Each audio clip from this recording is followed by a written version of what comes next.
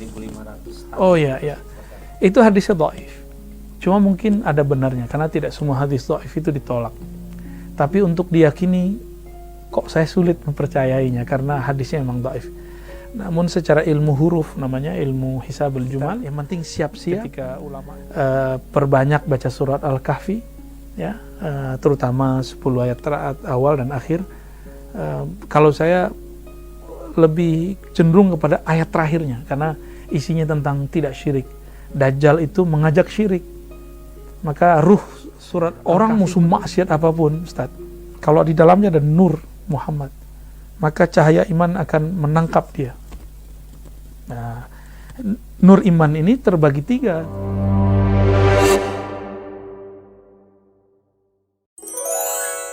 Ini kan kita kajiannya sekarang yang lagi tenar eskatologi akhir zaman. Iya, betul. Ya, silakan Ustaz Siapa? Pak Wahyu ya? Wahyu. Guru apa nih Pak Wahyu nih? Beliau guru olahraga. Guru olahraga. Di Madrasah Aliyah. Wah, salam sehat Pak Wahyu ya. Mimpi saya jangan terlalu dihayati. Saya bercerita mimpi hanya sebagai mubasyarat, kabar. Karena Nabi mengatakan la tabqa minal mubasyarat illa ru'ya salihah. Di akhir zaman, mubasyarat, kabar-kabar langit itu atau kabar-kabar rohani itu hanya Allah sisipkan lewat mimpi. Ru'ya yang saleh, ru'ya yang benar ya. Dan saya bermimpi itu setelah beramal, seingat saya, setelah beramal, lagi zikiran, atau menyaksikan itu. Maka saya yakin, insya Allah, ini isyarat dari Allah. Tapi, apakah ini terlalu serius ya, mimpi saya? Bukan mimpi itu fokusnya. Saya sedang fokus waktu itu, sedang menjelaskan satu riwayat bahwa Nabi Nuh dan nabi-nabi setelahnya selalu mengingatkan umat manusia akan kedatangan Dajjal. Maka tidak berlebihan kita kalau mengingatkan umat bahwa ada Dajjal loh gitu. Loh, kan kamu yang mimpi, kamu siapa? Lah, kita kan hamba Allah. Kita punya dimensi lain. Maka tadi saya tanya ke Ustadz punya perasaan nggak gitu? Ustadz pernah khusyuk nggak? Pasti pernah. Pernah nangis. Itu menunjukkan bahwa kita punya dimensi lain. Ustadz kalau mimpi matanya merem atau melek Ustadz? Merem. Tapi kok bisa ngeliat sesuatu? Berarti Ustadz punya mata lain selain mata ini. Bisa dengar kan? Ya. Tapi berarti bukan telinga ini. Ada pendengaran lain. Sayangnya kita karena sibuk dunia, kita kurang melatih itu. Padahal itu bisa dilatih dalam keadaan jaga.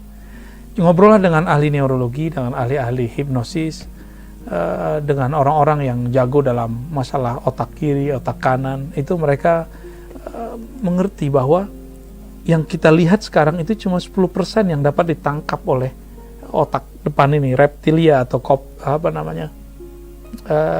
ya otak yang di depan ini 10% aja. Sedangkan 45 kanan, 45 kiri ini sudah dapat menangkap alam-alam yang lain sebenarnya, yang kita sebut alam bawah sadar. Jadi inilah penghubungnya. Kalau dalam dunia mistis ya, kalau kayak Bom Deddy itu namanya apa dulu? Apa namanya dulu istilahnya? Nah, ada istilahnya dia ya. Ya. Ada yang disebut dengan ini natural. Ada supranatural. Ada supernatural. Nabi itu tatarannya supernatural. Ya, bukan supra. Kalau supra antara dukun, antara orang sakti dengan orang doa hampir sama. Beda-beda tipis. Bedanya ini ahli tauhid, ini musyrik. Sedangkan supernatural itu karena kebeningan ruh. Dan itu sudah diilmiahkan, ya. Sudah diilmiahkan semua. Nah, ketika saya mimpi, teman-teman kalau mimpi berarti gelombang otaknya sedang mungkin antara 2 dan 3 ya. Ya. Saat itu ya. Tapi kalau lagi 0, sekian sampai 1 atau sampai 2 itu nyenyak. Nabi-nabi itu ngomong begini, mataku tidur, hatiku tidak tidur. Berarti Nabi di mana? Teta, rata-rata. Di alam itulah terjadi komunikasi, menangkap alam-alam yang lain. Karena beliau seorang Nabi, maksum, dijaga oleh Allah. Kalau saya kan nggak maksum, nggak dijaga. Ya, saya hanya minta dilindungi, hifz dari Allah. Semoga mimpi itu seirama dengan hadis Nabi. Jika tidak, maka saya kemudian bertobat juga kepada Allah. Kalau memang mimpi itu bermasalah. Tapi insya Allah sejauh ini mimpi itu minimal untuk mengingatkan diri saya sendiri dan orang-orang yang emang percaya dengan kajian kita, ya, bahwa Dajjal sangat dekat sekali waktunya, karena ini bumi sudah sangat tua. Jika nabi-nabi setelah Nabi Nuh mengingatkan sampai Nabi Muhammad mengingatkan, untuk siapa beliau mengingatkan? Untuk zaman kita, Ustaz. Mungkin Ustaz nanti ketemu kali, Ustaz. Aneh nakut-nakutin nih. Masa kita ini, Ustaz? Kira-kira begitu. Wallahu a'lam bishawab. Mohon maaf Bu ya, kalau kaitannya dengan pendapat yang usia bumi ini 1.500 tahun. Oh iya, iya. Itu hadisnya dhaif. Cuma mungkin ada benarnya, karena tidak semua hadis dhaif itu ditolak. Tapi untuk diyakini, kok saya sulit mempercayainya, karena hadisnya memang dhaif. Namun secara ilmu huruf, namanya ilmu hisabul jumal, ketika ulama kita membaca, seperti Imam Suyuti membaca ayat iqtarabatis sa'atu wa insyaqqal qamar, beliau mengatakan satu huruf ini dihitung sampai al-qamar, hitungannya adalah 1.500. Ya. Barangkali ada kebenaran tersirat, kita tunggu saja. Kita yang penting siap-siap, perbanyak baca surat Al-Kahfi, ya, terutama 10 ayat awal dan akhir. Kalau saya lebih cenderung kepada ayat terakhirnya, karena isinya tentang tidak syirik. Dajjal itu mengajak syirik. Maka ruh surat Al-Kahfi menurut saya itu ayat terakhir itu. Ya, wala yusyrik bi ibadati rabbih ahada. Ini paling dahsyat kalimatnya. Jangan pernah sekutukan Allah dengan siapa saja. Ya. Jadi nggak usah khawatir dengan hadis 1.500 tahun, karena hadis dhaif. Amalkan saja ini. Inilah pesan Habib Umar, ya. Ya, kalau seandainya mimpi Habib Umar itu tidak benar beritanya, ya kita nggak akan teruskan juga. Begitu juga wali-wali yang dikatakan 8 orang itu, ya. Wallahu a'lam bishawab. Demikian Pak Wahyu Ramdhani ya penjelasan dari Buya. Selanjutnya masih ada waktu ya sekitar 10 menit lagi nih. Dari rekan kita Ustadz Aqsal Aziz, beliau wakasis di Madrasah Sanawiyah. Assalamualaikum warahmatullahi wabarakatuh. Buya mau tanya, untuk Isra dan Mi'raj itu ada yang mengatakan, tadi sudah dibahas ya, rohnya saja, alasannya mengatakan fisik dan rohnya saja. Bagaimana alasan keduanya, dan Buya sendiri cenderungnya ke mana? Seperti yang saya sudah sebutkan Pak Aqsal, ya, Pak Waka, bahwa di riwayat Imam Bukhari yang dikumpulkan oleh Imam Ibnu Hajar Al-Asqalani ada semacam ragam Mi'raj. Imam Ibnu Hajar mengerti clue ini karena beliau juga seorang rohaniawan. Maka beliau menyimpulkan ada 5 kali Mi'raj. Ya. Dari 5 kali itu ada kalimat subhanalladzi asra bi abdihi laila. Kalimat yang terakhir ini laila, sekali malam, suatu malam. Berarti salah satu dari 5 itu bi abdihi, dengan hambanya, bukan biruhihi atau fi manamihi atau bi aqlihi atau bi khayalihi, enggak. Bukan dengan khayalnya, bukan dengan akalnya, tapi dengan abdihi, makom ubudiyahnya. Dan itu mesti pakai fisik. Jadi kalau ada orang nggak percaya Isra Mi'raj dengan fisik, dia tidak kafir. Cuma dia melanggar mayoritas ulama. Ya, melanggar. Kalau cuma pakai fisik, pakai mimpi, lah saya juga sering mengalami mimpi-mimpi begitu. Ya. Atau guru-guru saya sering mengalami itu.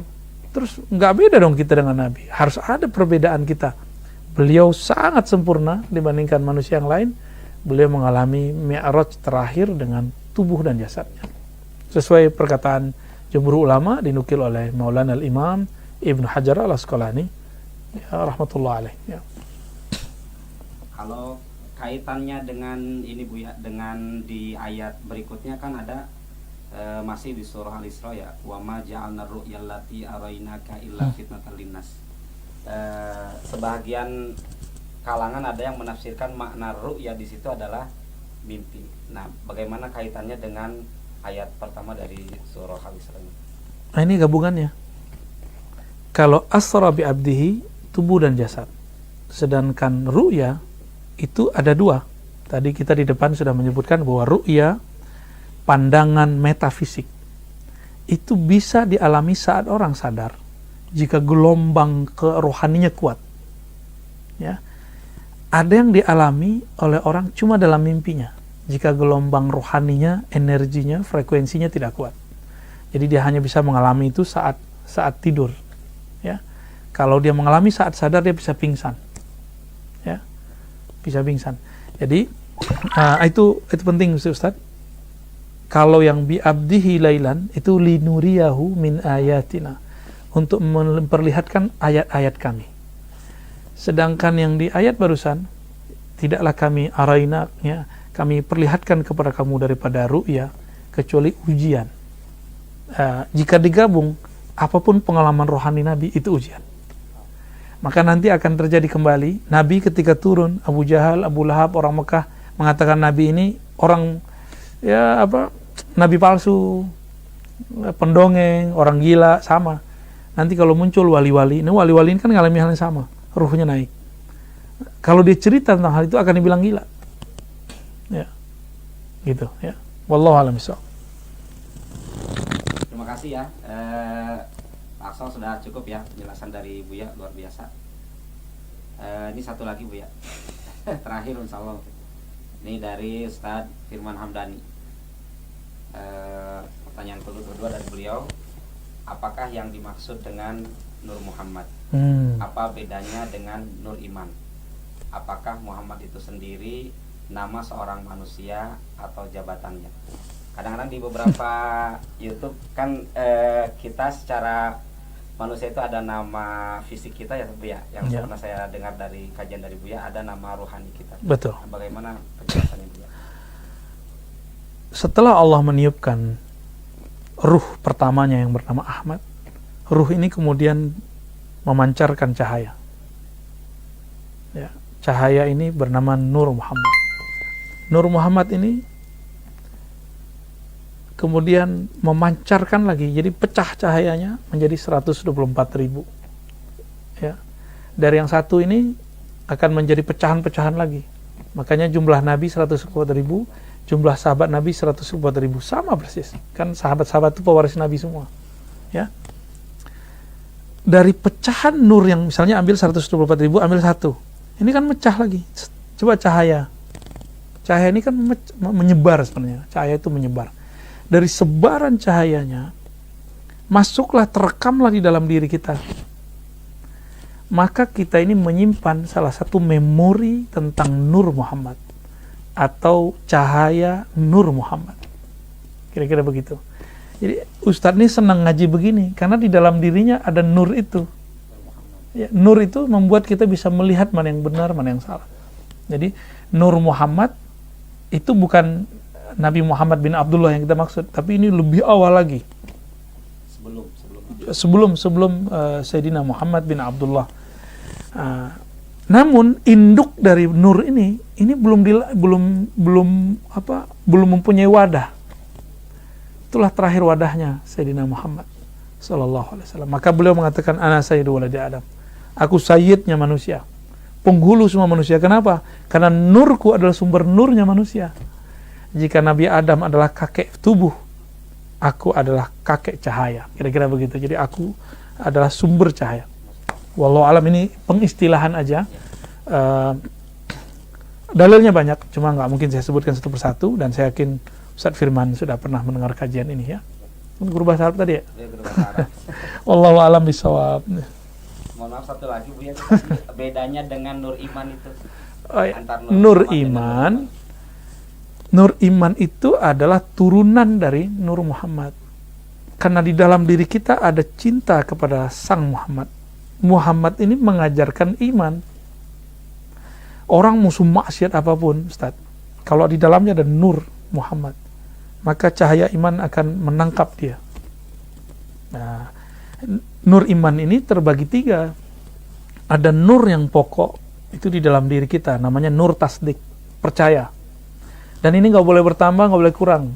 Jadi kalau Ustadz nih percaya, besok nambah percaya, berarti ada yang kurang dari imannya. Ya. Jadi iman yang ada di kolbu nggak boleh naik, nggak boleh turun. Nah, maka kita bertuhan kepada Allah nggak boleh berubah-ubah. Itu maknanya di kolbu. Mau Ustadz terjebak maksiat apa aja, harus balik cepat. Nah, kalau putus asa, berarti di kolbunya belum ada iman. Maka orang yang murtad tuh di kolbunya belum ada iman. Nur Muhammadnya gak asli. Ya, gak asli itu cuma mungkin dia dapat bayangannya aja, silawannya aja. Cabangnya adalah ikrar, melafazkan iman. Lalu yang kedua, al-amal bil arkan. Itu cabang-cabang nur iman. Jadi sumber cahaya, lalu kemudian pancarannya. Nah, pancaran di dalam diri kita sumbernya dari nur iman tasdik. Yang di luar boleh berkurang. Misalnya Ustadz nih lagi malas tahajud, ya sudah nggak apa-apa. Tapi yang di dalam nggak boleh. Atau lagi terjebak kepada durhaka kepada Allah, harus cepat kembali. Kira-kira begitu. Dimaksud dengan al-imanu yazidu Yang yazid yang kus itu cabangnya. Pokoknya nggak boleh. Pokoknya harus tepat. Ya, al-iman disebut dengan al-qaulu tsabit. Begitu dalam surat Ibrahim ya. Wallahu a'lam bishawab. Baik, terima kasih kepada guru kita Murabbi Rohina Buya Dr. Kiai Haji Ar-Razi Hashim yang sudah menjelaskan begitu luar biasa tentang kajian Isra Mi'raj yang di dalamnya ada aktualisasi akhlak Rasulullah SAW. Ini masih ada satu pertanyaan terakhir mungkin ini ya. Kita sampai pukul 14.55 Bu ya. Oke. Terakhir dari Ibu Maulidati Sabat, beliau adalah guru Madrasah Sanawiyah. Ada sahabatnya lahir hari Sabtu kali ya. Izin bertanya, saat Nabi Isra Mi'raj melalui beberapa lapis langit dan bertemu dengan para nabi lainnya, apakah yang dimaksud dengan langit di sini makna fisik seperti yang kita tahu atau bagaimana? Ada fisik itu langit sama udunnya. Di langit sama udunnya itu, jadi kalau Ustadz ngeliat ke atas sampai mata paling ujung, sampai kepada bintang-bintang, itu langit sama langit fisik. Semuanya ada madi, ada benda fisiknya. Tapi sebagaimana di alam ini, di tubuh Ustadz ada dimensi non fisik, maka di langit yang satu ini juga ada dimensi non fisik. Naik kedua fisik lagi, tapi fisik yang beda dengan fisik di sini. Fisik itu kalau dalam ilmu kerohanian bukan hanya benda-benda meter seperti yang kita lihat sekarang.